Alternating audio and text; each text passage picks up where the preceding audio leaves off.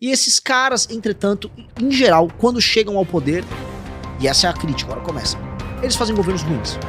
No geral, se a gente tirar um saldo do que é a nova direita pelo mundo, saindo um pouco do Brasil pra gente abrir a cabeça, são governos frustrantes. Ah, não, o Flávio é uma opção. O Flávio não é uma opção. O Flávio, os Bolsonaro perderam pro Lula, e o Flávio Bolsonaro é o cara com a maior carga de problemas de corrupção em toda a família, todo mundo sabe. O Flávio não era uma opção. Porque tem pessoas no MBL que ganharam muita projeção, já foram eleitos deputados. Por que essa primeira experiência você quer vir direto como presidente? Porque acho que é o cargo que eu tenho que concorrer. Eu sou um líder. Fala galera, o corte de hoje está sensacional. Então já deixa o seu like, se inscreve e vamos ao vídeo. Pela primeira vez aqui no podcast Os Sócios, Renan Santos. Ele é presidente e fundador do Partido Missão, é paulistano da Moca e iniciou sua trajetória política na Faculdade de Direito da USP. Em 2014, cofundou o MBL e foi um dos principais articuladores das manifestações pelo impeachment de Dilma Rousseff. Ao longo da última década, ajudou a consolidar o MBL como uma das principais forças políticas digitais do país. Em 2025, obteve a aprovação do Partido Missão pelo TSE e hoje é pré-candidato à presidência da República em 2026. Renan, bem-vindo ao Podcast Sócios. Muito obrigado pela oportunidade aqui, uma honra estar aqui presente com vocês. Vamos trocar ideia, né? O tema é nova direita. Que nova direita é essa, né? Pois é, o que você entende por nova direita, cara? Porque quando eu vejo o pessoal que te acompanha, inclusive, você conseguiu conquistar uma massa de pessoas que são, não sei se fanático é a melhor ideia, mas, cara, eles são muito comprados com você. Porque ontem, eu já tinha visto outras vezes, né? Primeiro que seu nome foi muito pedido para vir aqui no podcast. Inclusive, para quem está assistindo, o Renan já veio no Primocast, já veio nos Economistas. A gente gosta de dar uma distância entre os convidados para vir aqui nos Sócios. Então, não é que eu tenha, nossa, o Bruno não quer chamar o Renan, porque tinha essa ideia. O Bruno não gosta do Renan Santos, né? Sei lá, ele é Flávio, ele é Zema. Cara, eu não gosto do Lula. O resto? O restante todo mundo tem minha simpatia, tá? Até que prove o contrário, né? Então, esse pessoal me cobrava muito, falou, cara, quando que o Renan vai? Eu falei, cara, o Renan vem nos Sócios, pode ficar tranquilo, tem pauta, tem data chegando, isso vai acontecer. Mas isso foi pensado, cara, ou aconteceu naturalmente? É um projeto realmente de conseguir uma massa crítica para poder ganhar uma eleição? Talvez não essa, uma próxima? O que você está pensando? Eu acho muito o que a gente fez. Primeiro, definindo nova direita, né? O termo nova direita, que é tratado aqui, uma parte dos Estados Unidos usa, na própria Europa, dá conta de uma espécie de uma direita que surge através das redes sociais na década passada. Talvez a primeira vez que ela começa a aparecer é com o Brexit, aí tem impeachment da Dilma Rousseff no Brasil, Donald Trump nos Estados Unidos, você começa a ter os fenômenos na Europa, e é o que a esquerda e parte da imprensa costuma chamar de direita populista, né? O populismo digital, e todas aquelas discussões idiotas que envolviam isso, que até 2017, 2018, o Mark Zuckerberg e o Facebook fizeram uma revisão crítica, olha, talvez a gente criou o ódio nas redes, aí começaram com censuras. Então, é uma direita basicamente populista que vive de algoritmos de rede social, que endereçou algumas questões que eram tabu em todos esses países. Então o Trump endereçou algumas questões tabu nos Estados Unidos, o Bolsonaro endereçou aqui no Brasil, o Milei, em alguma medida na Argentina, por mais que ele tenha chegado bem depois, o Salvini na Itália, antes da própria Meloni. E esses caras, entretanto, em geral, quando chegam ao poder, e essa é a crítica, agora começa, eles fazem governos ruins. No geral, se a gente tirar um saldo do que é a nova direita pelo mundo, saindo um pouco do Brasil pra gente abrir a cabeça, são governos frustrantes. Então, o governo Trump, ele não se reelegeu da primeira vez, ele fez um governo que estava indo ok em termos econômicos, a gestão da pandemia foi bagunçada, não soube lidar bem com o Black Lives Matter, perdeu, foi fraco também com a própria base, não está fazendo um grande governo, definitivamente, eu acho que a gente já pode falar aqui que, a despeito do que aconteceu na Venezuela, é um governo que está andando de lado, perdeu a base de apoio dele jovem e masculina, que foi uma das bases centrais para eleger. O governo do Milei precisa se provar, tem gente falando que eles estão maquiando números, não estão exatamente num grande momento. Na Europa, definitivamente a Meloni não resolveu a questão da imigração na Itália, e o bolsonarismo fez um governo ruim no Brasil, eivado de escândalo de corrupção. Então, a nova direita, ela surgiu como um fenômeno eleitoral, mas ela não se provou. Então, tem um problema que é o diagnóstico que a gente fez com o MBL, porque a gente surge em 14, você até colocou na descrição, surge em 14, na mesma esteira, usando as redes sociais para levar para uma massa, para uma população, certas coisas que a imprensa não falava e criando uma identificação comum. A gente criou, fez as manifestações que derrubaram Dilma Rousseff, participamos muito do processo da Lava Jato, mas nunca chegamos ao poder, porque a gente era muito novo. Na verdade, em 2018 teve eleição presidencial, ninguém nosso tinha idade para concorrer a presidente. não tínhamos partido, então a gente foi vendo todas as dificuldades que a gente tinha no processo. Então o que a gente fez nesse período? Se organizou e estudou. Enquanto o bolsonarismo chegou ao poder, ficaram todos muito famosos, grandes e tal, a gente ficou ralando, se estruturando, estudando uma tese de Brasil, estudando uma forma como a nossa tese de Brasil se encaixa numa tese de mundo, estudando outras experiências de direita, até o ponto que a gente foi maturando, criou o universo do Valete Plus, que é o nosso aplicativo, a revista Valete, criou a iniciativa do Livro Amarelo, cria um partido político, e aí entramos no jogo com uma outra estrutura, com uma outra leitura de Brasil, com um outro tipo de solução que é, em si, muito diferente daquilo que a gente chama de nova direita. Então a gente pode chamar nova direita, assim, apenas como novo e é de direita. Mas eu posso falar desse fenômeno, que é esse fenômeno que começa pra valer, talvez o mundo coloque como momento inicial o Brexit. E era uma resposta ao fracasso da nova direita. Nós somos uma resposta ao fato de que todas as grandes experiências da tal nova direita pelo mundo afora não deram certo. Eles chegam ao poder, mas não conseguem governar. Chegam ao poder, mas fazem governos frustrantes. Há também o lance de todos terem que ficar meio que debaixo do guarda-chuva do Donald Trump. Então tem uma série de problemas. Quem eu acho que é um ponto fora da curva, mas ele não se enquadra nesse lance de nova direita? Nayib Bukele. Ele não era de direita, ele fez um governo com uma prefeitura lá em San Salvador, que era um, vamos dizer, ele era até levemente progressista, era um cara moderno, vamos dizer, meio que nova política. Depois ele vai pra linha do Bitcoin, depois ele vai pra destruição do crime organizado. Só que ele tem parceria com a China, por exemplo, ele defende o sistema público de saúde de El Salvador. Não é exatamente um cara de direita. A inspiração dele, aí eu vou trazer aqui onde eu quero chegar. A inspiração dele é o Lee Kuan Yew, que é o homem que transformou Singapura de um buraco favelizado, sem nenhum recurso natural, talvez no país mais... O país que está no topo em quase todos os indicadores que importam no mundo. E eu acho que ele tem que ser uma inspiração pra gente também. Acho que tem uma fórmula de tornar um lugar que é de terceiro mundo em primeiro mundo, que é dada pro Lee Kuan Yew, que não tem nada a ver com ser de direita, ser conservador, não é sobre isso. E eu acho que essa fórmula é uma fórmula que nós precisamos seguir. Cara, e pegando agora um pouco, né, eu fui pesquisar sobre você, por que você não concorreu ainda a um outro cargo político? Porque tem pessoas no MBL que ganharam muita projeção, já foram eleitos deputados, tudo. Por que essa primeira experiência você quer vir direto como presidente? Porque acho que é o cargo que eu tenho que concorrer. Eu sou um líder, eu sempre fui. Na faculdade eu era líder estudantil, fundei partido. No processo de impeachment da Dilma, eu era o líder do movimento. Eu fui vice-presidente do comitê do impeachment no Congresso Nacional. Eu sou uma pessoa que tem uma postura de liderança. Então, acho natural. Por exemplo, eu não me vejo sendo um deputado federal. Acho que não tem sentido eu ser um deputado federal.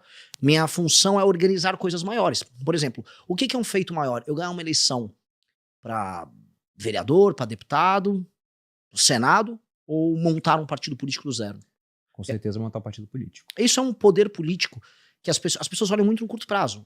De agora em diante. Como é esse processo, inclusive, para quem é leigo? Eu, por exemplo, já vi lá atrás quando o Novo fez, mas não me lembro. Eu sei que é muito complicado. Era mais fácil ainda naquela época. Naquela época você coletava as assinaturas, mandava pro cartório, você conseguia a validação no cartório e aquilo era mandado com certidões pro TSE, até você chegar no número necessário.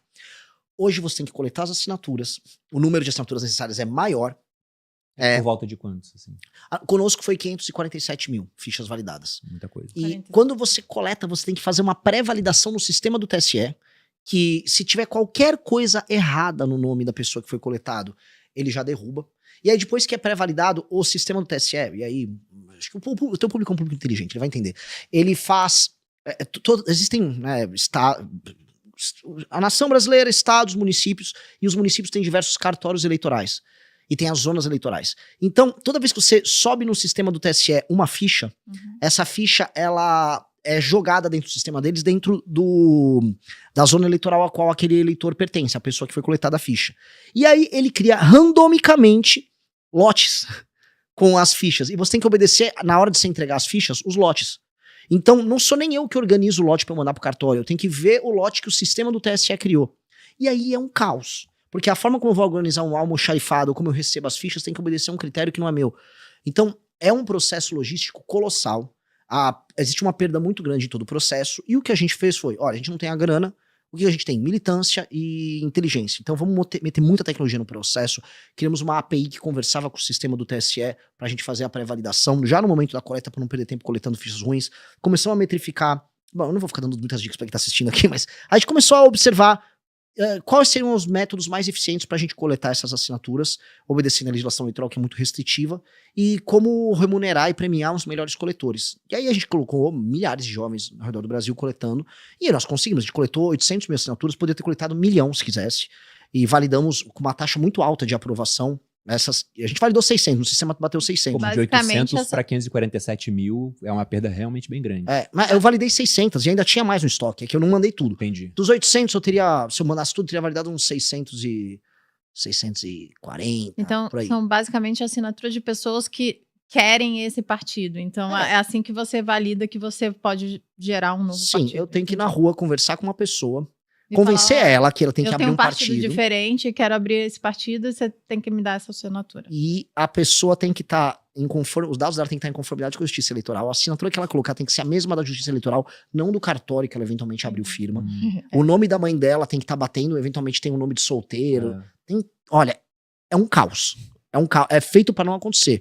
Mas a gente conseguiu cruzar. E aí eu acho que, do ponto de vista político, isso é um feito maior do que ganhar uma eleição. Eu já elegi vários rapazes no nosso time, várias moças. A gente sabe como ganhar eleições. Eu teria, se eu quisesse fazer isso por mim, eu teria feito, tanto que eu nem cuidava das minhas redes sociais. Aí agora eu comecei a cuidar, agora eu tô me comportando como pré-candidato. Então, acho que é uma coisa natural. Eu sempre tive uma postura de liderança e eu acho que não vejo, vamos dizer, nem necessidade de eu ter feito outras coisas. Até porque eu ter montado um partido, agora eu posso permitir que milhares de jovens no Brasil concorram. Isso tem um efeito em escala tão maior para as pessoas que nos defendem do que ser meramente eu próprio um candidato, que não, quando a gente olha, sabe, como um processo como um todo, realmente foi um feito bem grande. E vocês vão lançar candidatos a todos os postos políticos. Então vai ter gente concorrendo a governo de estado, deputados. Sim. A gente vai ter mais de 1.000 candidatos para deputado federal e estadual. Teremos candidato, pelo menos em metade dos estados ao governo, teremos alguns candidatos ao Senado. Bacana, cara. Porque assim, o que a gente não fez nessa eleição, saiu assim, vem pra cá, sai pro nosso partido. Todo mundo tem que ler o nosso livro amarelo, que é o nosso livro de propósito, tem que andar com as nossas bandeiras. Não existe divisionismo interno, é um partido que não tem faccionalismo. Então, não existe, por exemplo, como acontece, vou dar um exemplo, no Novo. No Novo, os candidatos a deputado vão apoiar o Flávio, de maneira clara. Estavam ontem lá, ninguém foi com o Zema criticar o Flávio, né? Ficou todo mundo quieto. Porque o eleitor deles é bolsonarista. Então, eles fazem uma campanha para bolsonarista e não conseguem se tornar uma alternativa própria. No nosso partido, absolutamente ninguém pode ter uma postura diferente. Senão você não é um partido. Isso é o básico de um partido político. Você tem um candidato, todo partido apoia o candidato do partido, né? Mas no Brasil isso não é regra. Não é. O Caiado. O Caiado é candidato pelo PSD, do Kassab. Se o Caiado pegar um avião, sair lá de Goiânia e pousar no Rio de Janeiro, ele vai encontrar o Eduardo Paes. Eduardo Paes é candidato a governador pelo PSD. O Eduardo Paes é palanque do Lula. Se ele pegar esse mesmo avião e voar lá pro Maranhão, vai pra São Luís, vai encontrar o Braide. O Braide vai fazer campanha pro Lula. Onde o Caiado vai encontrar um governador ou um líder local que vai fazer campanha por ele? Não tem. Então, o PSD do Kassab é um partido? Não. O PSD do Kassab é um cartório para fazer negócio. Cada lugar se adapta, vamos dizer, ao esquema do lugar, às lideranças do lugar. E aí o seu partido não é um partido. Ele, classicamente, ele não se torna aquilo que, vamos dizer, a ciência política costuma chamar de partido. Se eu tento explicar um partido do Centrão, por exemplo, por um gringo, por um alemão, Não entende? ele não entende. Como é que vai tomar partido de alguém? Eles não tomam partido unicamente de alguém. Eles assim, mas calma, mas eles não têm uma proposta? Não tem. Inclusive, em vários lugares eles estão com um contra. Eles falam, mas eles não são um partido? Eu falei, sim, não são um partido. Mas por que vocês permitem isso? Porque nós somos brasileiros, né? A gente é leniente com isso. A gente não tem cultura política, infelizmente. A gente é um país que é leniente com corrupção. A gente acha que isso é ser político. A imprensa, só pra vocês pegarem, aplaudiu e falou que foi uma jogada de mestre o Geraldo Alckmin ter virado lulista. O Geraldo Alckmin traiu um eleitor dele de 30 anos. 30 anos ele tinha um eleitor. Aí ele virou lulista. A imprensa, nossa, isso aqui é uma raposa. Cara, isso deveria ser recriminado. A imprensa tinha que estar atacando um comportamento vil. Mas não, porque no padrão brasileiro do que é política, isso é considerado uma manobra inteligente. Pragmatismo, né? Só que aí, o que acontece, né? De pragmatismo em pragmatismo, o país está piorando. E eu tô falando de maneira objetiva. Porque a gente sempre tem que colocar as coisas em termos comparativos. O Brasil, quando comparado às nações de desenvolvimento, ele cresceu tanto quanto elas ou não? Ele aumentou a produtividade ou diminuiu? Então nós pioramos com relação ao mundo que a gente compete. A gente tá tomando pau de Botsuana em renda per capita. Vietnã, que era um regime que é um regime comunista, tá dando um pau em industrialização no Brasil. A Índia tá dando um pau em saneamento básico. O Brasil ficou para trás. Ele só tem hoje, sendo bem honesto, uma matéria-prima que ele tá exportando, alguns raríssimos casos de sucesso, a Porto Digital em Recife, Embraer, o agro, e o mercado consumidor, pobre, endividado. Então, óbvio que deu errado esse modelo, né? Mas aí entra a minha crítica à elite, especialmente a elite brasileira, especialmente hoje o mercado financeiro, já que estou num podcast que fala do mercado ouve. O mercado financeiro tem a mania de achar que é muito inteligente ser pragmático.